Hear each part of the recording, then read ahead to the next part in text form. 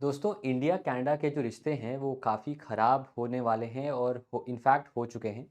मैंने आपको बताया था G20 समिट में जो जस्टिन ट्रूडो हैं जो कनाडा के प्राइम मिनिस्टर हैं और इंडिया के प्राइम मिनिस्टर हैं, उनके बीच बहुत अच्छे डिस्कशन नहीं हुए। इनफैक्ट इंडियन प्राइम मिनिस्टर ने उन्हें पूछा कि जो प्रो खालिस्तानी एक्टिविटीज़ हैं आपके देश के अंदर, उन पे आपका क्या टेक है और उन पे आप कैसे कंट्रोल कर रहे हैं।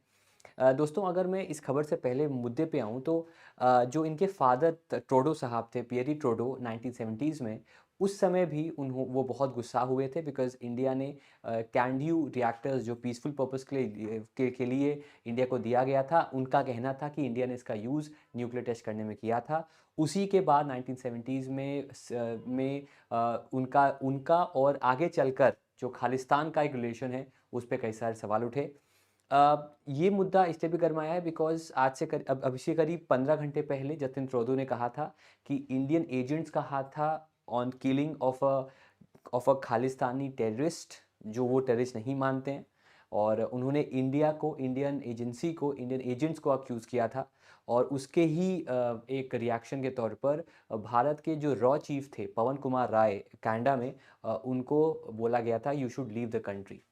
अब ये हुआ है कि भारत ने भी, अब इसे आप टिट फॉर टैट कह लीजिए, कुछ भी कह लीजिए, भारत ने भी एक कैनेडियन एनवॉय को बोला है कि you have to leave the country. और ये मुद्दा अब बहुत गर्मा चुका है। तो स्क्रीन पे आप दोस्तों देख सकते हैं कि आज आफ्टर इंडियन डिप्लोमैट रॉ chief of Canada Pawan Kumar Rai, उनको लीव करने को कहा गया है वहाँ पर। जब ओटावा जो कैपिटल है, जो कनाडा का जो कैपिटल है, कनाडा ने यानी एक वहाँ के संसद में उन्होंने कहा कि उनके पास एविडेंस है जो कि अभी इनकंक्लूसिव है।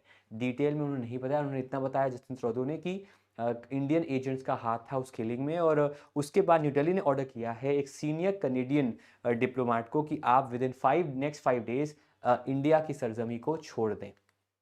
अब सवाल आता है कि उस डिप्लोमेट का नाम क्या है?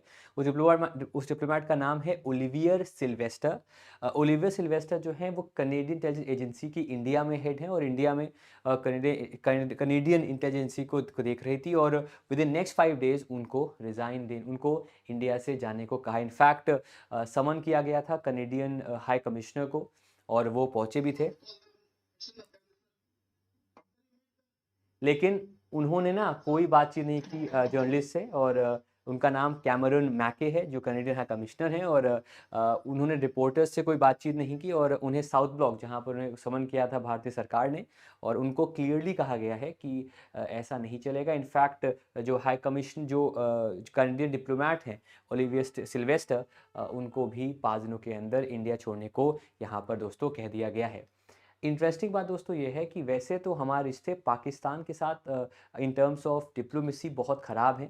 लेकिन पिछले 1 से 2 सालों में पाकिस्तान डिप्लोमेट से ज़्यादा कनेडियन हाई कमिश्नर को समन किया गया है भारतीय सरकार ने। आप स्क्रीन पर देख सकते हैं the Canadian high commissioner has been summoned in December 2020, July 2023 and March 2023। तो पिछले 2 से 3 सालों में इनको ज़्यादा समन दिए गए हैं बनिस्बत पाकिस्तानी हाई कमिश्नर को। बायलैटरली अगर हम बात करें तो जस्टिन ट्रूडो के आने से पहले रिश्ते बेहतर थे। बहुत अच्छी फ्रेंडशिप थी, बेहतर फ्रेंडशिप थी। लेकिन उनके आने के बाद उनका जो एक पॉलिटिकल अलायंस है with Sikh radicals in Canada, जो रिश्ते हैं वो अब दुश्मनी में बदलते आपके जा रहे हैं। इनका लिंक इनसे भी है और इनका लिंक इनके फादर से भी, जैसे मैंने आपको पहले बताया 1974 के दौरान जब वो प्राइम मिनिस्टर थे, उस समय से लेकर आप तक इनके जो पॉलिटिकल टाइज हैं with radical Sikh with the Khalistani terrorist, उसको लेकर भी उस वजह से भी जो रिश्ते हैं वो काफ़ी ख़राब हो गए हैं। एक और चीज़ आप नोट कर सकते हैं, अभी कुछ दिन पहले एक early progress trade agreement sign होना था। उसके 6 राउंड्स ऑलरेडी हो चुके थे इंडिया और कनाडा के बीच, जिससे जो इंडिया और कनाडा के बीच जो ट्रेड होता उसमें करीब $5 बिलियन का टोटल ग्रोथ आता। लेकिन उसको कनाडा की तरफ से उसको इंडेफिनिटली पॉज कर दिया गया। इनफैक्ट भारत के जो मिनिस्टर कॉमर्स के पीयूष गोयल, उन्होंने कहा कि जो अर्ली ट्रेड प्रोग्रेस एग्रीमेंट है उस पर अभी इंडेफिनिट पॉज लगा हुआ है। और उस पर अब कब अपडेट होगा पता नहीं, लेकिन इसके बाद तो रिश्ते और ख़राब होने के कगार में हैं।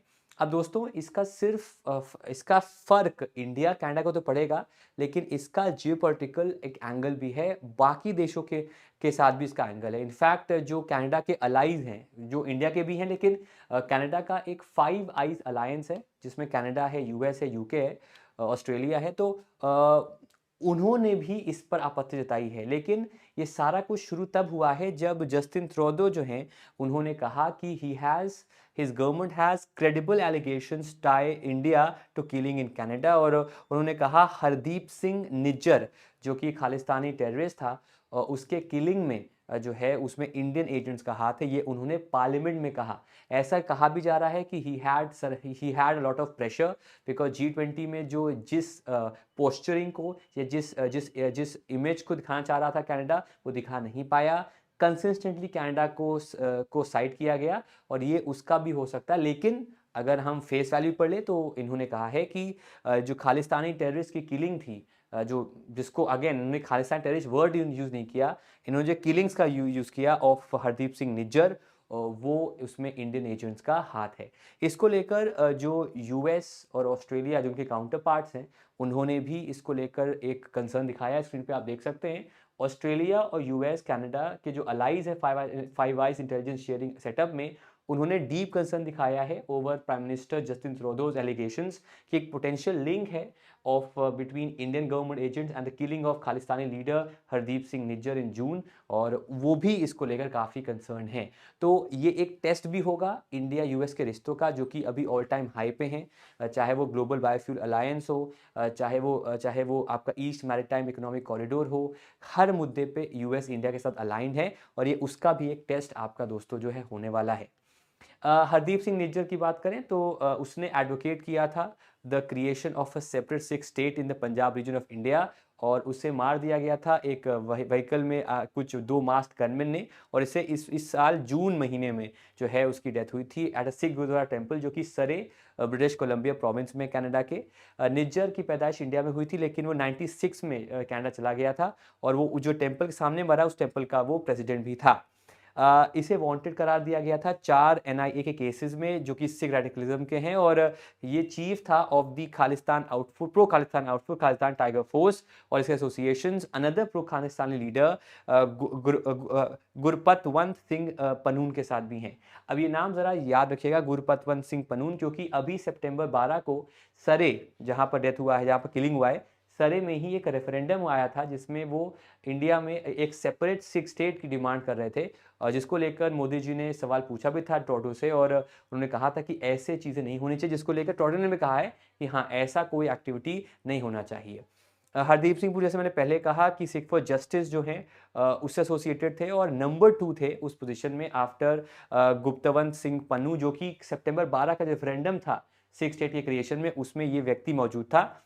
और निज्जर जो है वो पिछले काफ़ी सालों से उसके ऊपर आरोप लगते गए हैं टेररिज्म को लेकर, और since membership to Babbar Khalsa international, जो कि एक प्रो खालिस्तानी टेररिस्ट ऑर्गेनाइजेशन है, और उसी के बाद इसने खालिस्तानी टाइगर फोर्स के नाम से अपना ये ग्रुप बना दिया।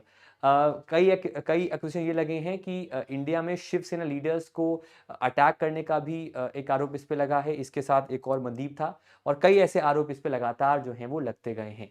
तो अब ये मुद्दा गर्मा चुका है, और अब इस पे जैसे-जैसे अपडेट आएगा, वैसे मैं आपको जो है वो बताता रहूँगा। लेकिन कनेडियन गवर्नमेंट ने इंडियन रॉ chief of Canada Pawan Kumar Rai को कहा है लीव करने को, और इंडिया ने कहा है कनेडियन इंटेलिजेंस चीफ जो इंडिया में थी, ओलिवियर सिल्वेस्टर, उनको 5 दिनों में लीव करने का है, जिससे जो ट्रेड टाइज हैं, जो फ्रेंडशिप्स हैं, या फिर जो एक रिश्ते हैं इंडिया चाइना कनाडा के बीच, वो अब ऑल टाइम लो पर आपके पहुंच चुके हैं। उम्मीद करते हैं आपको वीडियो पसंद आया होगा। ऐसे वीडियोस को लगातार देखने के लिए हमारे चैनल को सब्सक्राइब कीजिए, इस वीडियो को शेयर कीजिए, और हमें बताते रहिए कि आपको ऐसे वीडियोस पसंद है जिसमें हम आपको जो भी दुनिया में चल रहा है, देश दुनिया में, उसका डेटा आपको अपडेट आपको देते रहें। Thank you so much everyone, and bye bye guys, and take care.